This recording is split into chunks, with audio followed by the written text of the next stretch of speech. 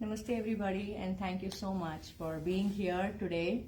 Happy International Day of Yoga to all of you. So this is really special to meet today. Before we begin our yoga practice, I just wanted to share a little bit about my personal yoga journey with all of you.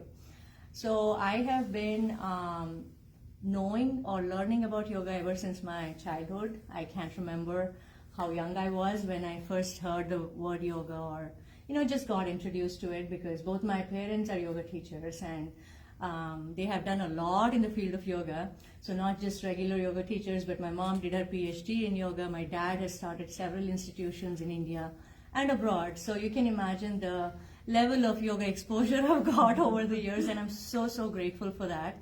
And that has propelled me into instinctively share my knowledge of yoga with everybody. And also I really consider it as my duty to do that. I'm like, if I have been given that blessing, then it is my duty to share my knowledge with everybody, especially in today's age where, please come. Yeah. Today we have yoga teachers in every corner of the world, right? So there are many of them who are really experienced, very good teachers, and there are many who just want to do it because yoga has become so popular, maybe a way of making money, maybe a way of making their name, whatever it is, the reason or their own motivation. But what I would like to do is, in all of these things that are happening around the world, whatever knowledge I have, I want to really share it genuinely so people can get that benefit out of it. And yoga, it is actually not just postures, right? If you think about it, yoga is a way of life. So if you've heard more about yoga, then you would know what I mean. But I would like to share with you what yoga means to me, okay? So during my childhood, as I said, yoga was more like, watching my parents practicing yoga and then just copying them, right? As every child tends to do, just imitating, doing some postures, and going with them, accompanying them for various yoga activities that they were engaged in. So it could be yoga camps, it could be whatever yoga classes they were running, and just trying to help them in whatever way I could.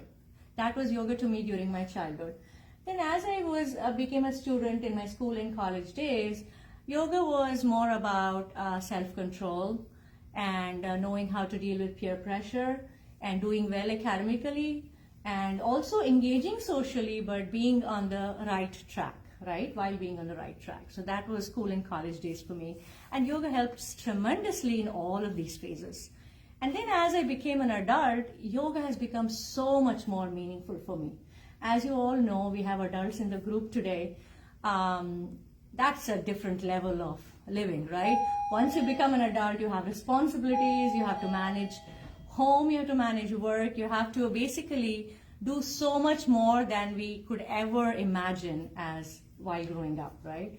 So during this time, yoga has helped me in various ways, and I should say I went through a lot of ups and downs myself too, just like all of you.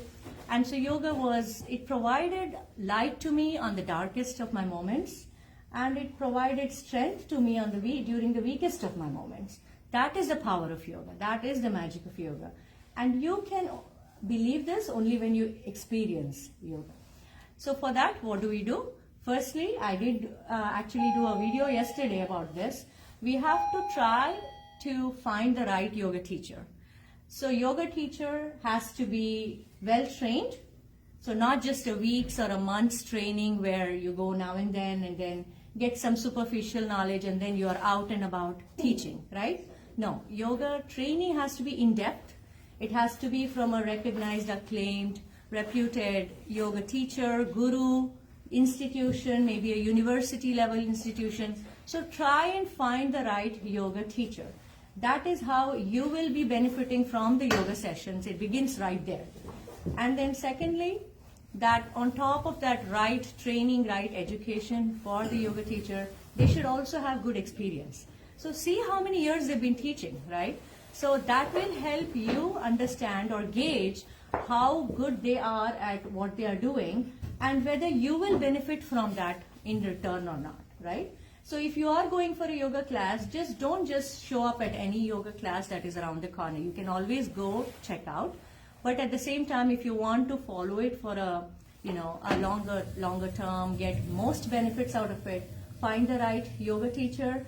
They should be well trained in yoga, as well as they should have good number of years as experience. That is when they will start understanding better the students' abilities. They will understand your weak points. They will be able to modify the practice to suit you. So even in a group of like 100 students, they will still be able to observe you. They will know how to guide you, and how you can get the best benefits out of the whole group session. Then you can also have an individual consultation. You can take it forward and actually benefit from yoga classes. Not just go an hour here and go an hour there, and then, in between you just forget all about it, and you're not really getting the highest benefits out of yoga.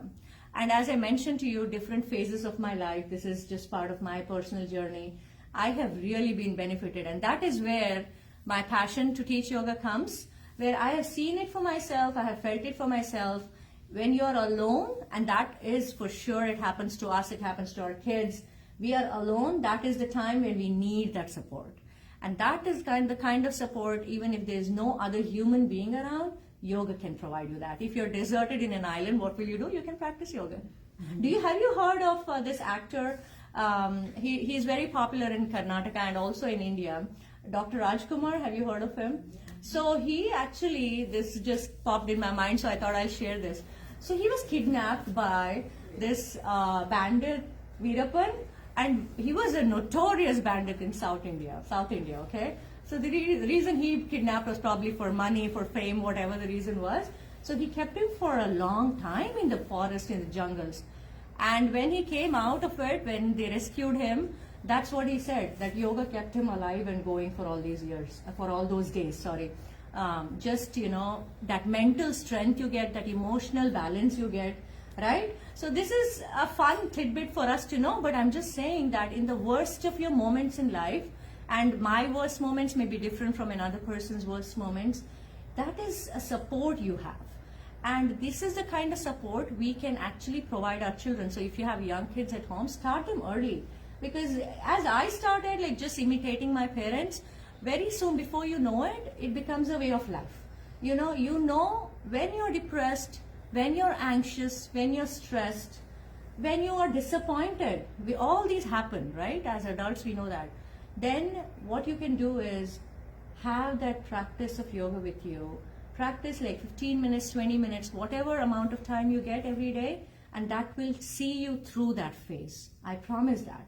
So please do not underestimate the power of yoga. So on this special occasion of International Day of Yoga, I wanted to share this personal message with all of you. Please do not underestimate the power of yoga, and it's in your hand. Do not be sucked in by that feeling of, oh, I need a friend to practice yoga, I need a buddy to practice yoga. It's all good and fun to maybe have a ride to come here. That's a way of motivating. In the initial phases, you get motivated when you have a friend to go with. But this is your personal journey, okay? So each of you, please consider this as your personal journey.